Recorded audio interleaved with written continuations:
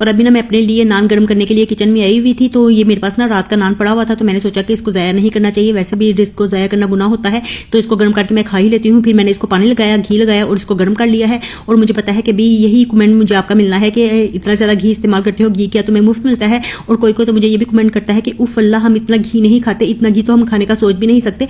तो वैसे भी मैं भी इतना घी खाने का सोच नहीं सकती, लेकिन ना बस मेरे पास घी घर का बना हुआ पड़ा हुआ था, तो थोड़ा सा मैं डालती हूँ। तो ये नॉन स्टिक का तवा है ना, तो इस पर ज़्यादा ही हो जाता है। हालांकि मैं कम डालती हूँ, लेकिन वो जज्ब भी नहीं होता है। तो यहाँ पे ना मैंने कुलचा अच्छी तरह से गर्म कर लिया था अपना नान।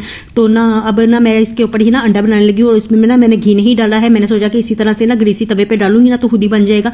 और ये ना अंडा बनाने का बेहतरीन तरीका है। अगर आप फेंट के अंडा नहीं ना बनाना चाहते और आप बर्तनों की बचत करना चाहते हैं, तो इसी तरह से ना तवे के ऊपर अंडा डालिए, नमक मिर्च डालिए और इसको यहीं पे फेंट लीजिए। तो ये ना झटपट काम करने का ना एक तरीका होता है, और ये एक तरीके ना मैं ही आजमाती हूँ। तो ना मैंने सोचा कि आप लोगों के साथ भी इस तरह से शेयर करना चाहिए, क्योंकि बात लोग ना बर्तनों की बचत करते हैं कि बर्तन गंदे हो जाएंगे और फिर धोने तो खुद ही होते हैं।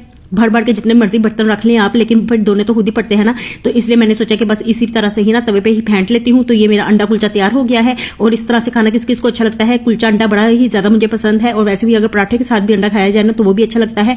तो चलिए जी, है छोड़िए, नाश्ता नुश्ता तो हो गया था हमारा। और अब ना यहाँ पे मैं चाट बना रही हूँ। तो 2-3 दिनों का ना मैं फल लेके आई हुई थी, तो मैंने सोचा कि इसकी चाट बना के ना इसको खत्म ही कर लिया जाए। और अगर आपने ना 5 मिनट में चाट बनानी हो ना, तो आप ये नाइसर डाइसर ले लीजिए। इसके साथ ना सिर्फ 5 मिनट ही लगते हैं, सारी चाट बन के तैयार हो जाती है। तो मैंने भी ये लिया हुआ है, तो आजकल ना मैं इसी में ही चाट बनाती हूँ।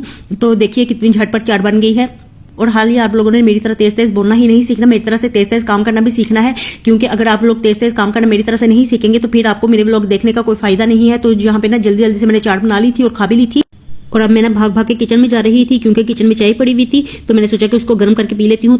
तो ये फौरन के काम नहीं है, बल्कि मैं ना अभी बाजार से आई थी। तो बाजार में आज मुझे इतना ज्यादा टाइम लगा ना, असल में मैंने बैंक्स में जाना था, क्योंकि वहां पे बच्चों की फीसें वगैरह जमा होनी थी। तो बैंक्स में ना आज इतना ज्यादा रश था ना, लेकिन 10 तारीख से तो कम ही रश था, लेकिन फिर भी रश था। तो वहां पे ना खड़े खड़े बारी अपनी आती ही नहीं है जल्दी। तो टोकन वगैरह का सिस्टम आजकल बन गया है, तो वही उसके हिसाब से ही चलना पड़ता है। तो मैं ना अब बैंक्स वगैरह में फीस जमा करवा के आई थी। तो यहाँ पे ना मेरे पास चाय पड़ी हुई थी। ये असल में ना मुर्जा की चाय थी, जो मैंने ना उसके लिए बना के रखी हुई थी कि वो स्कूल से आने के बाद ना पी लेगा, लेकिन उसने पी ही नहीं थी। और यहाँ ओवन में घुसा के तो ट्यूशन चला गया था, और अब वो ट्यूशन से आ भी गया है और मैं भी बैंक से आ गई थी। तो मैंने सोचा कि इसको गर्म करके मैं ही पी लेती हूँ।